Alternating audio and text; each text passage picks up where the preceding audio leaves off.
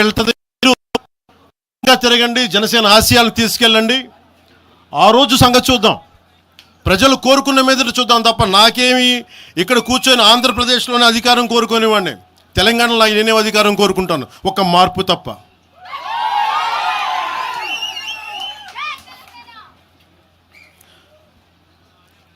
జనసేన ప్రయాణం తెలంగాణలో మొదలైంది.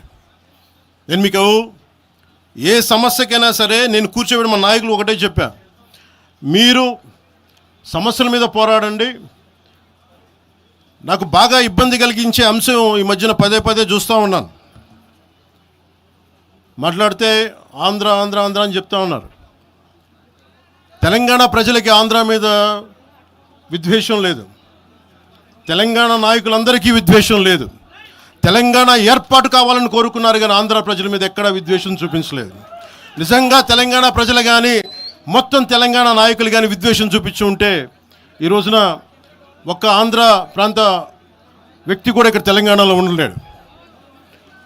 ఇది తెలంగాణ తాలూకు ప్రేమ, తెలంగాణ ప్రజల తాలూకు ప్రేమ, ఇవన్నీ ఎవరు మర్చిపోరు. నాకు ఈ మధ్యన వస్తా ఉంటే నువ్వు హైదరాబాద్లోకి ఎలా అడుగు పెడతావు,